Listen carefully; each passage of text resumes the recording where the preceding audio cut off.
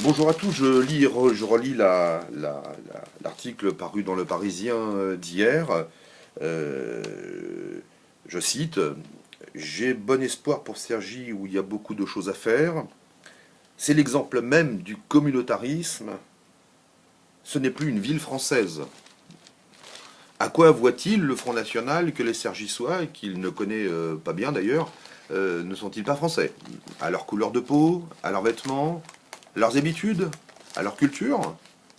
Euh, il est évident que le Front National ne connaît pas bien la ville.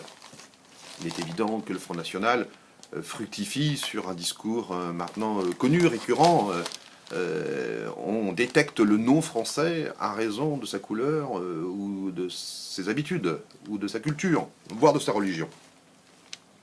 Évidemment, nous combattons depuis des années ce venin qui tente aujourd'hui de gangréner la société française, avec parfois, il faut le dire, un peu de complicité non dite de la part d'une certaine frange à droite qui n'ose pas affirmer clairement son désaccord et les limites à ne pas franchir pour briser le pacte républicain qui fait qu'à un moment donné, nous vivons correctement tous ensemble et notamment à Cergy. C'est très important, évidemment, dans la période qui vient, de ne pas prêter le flanc à tout ça, de faire en sorte de bien se rassembler en perspective des élections municipales autour de la liste conduite par Jean-Paul Jandon, Cergy Rassemblée, qui pour le coup porte bien son nom, et éviter de laisser la droite, qui ne dit pas un mot là-dessus, et l'extrême droite fructifier malheureusement sur une situation parfois difficile pour certains d'entre nous.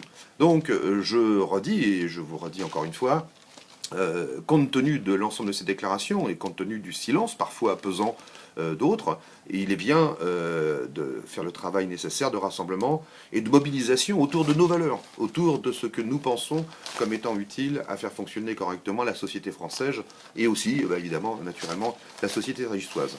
Un petit clin d'œil à la photo qui est juste derrière moi.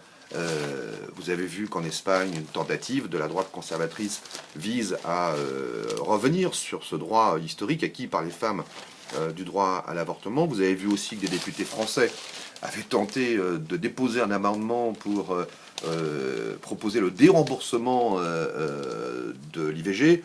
Cela a fait long feu, mais tout le monde voit l'offensive de la droite conservatrice, réactionnaire. On l'a vu à un moment du débat sur le mariage pour tous.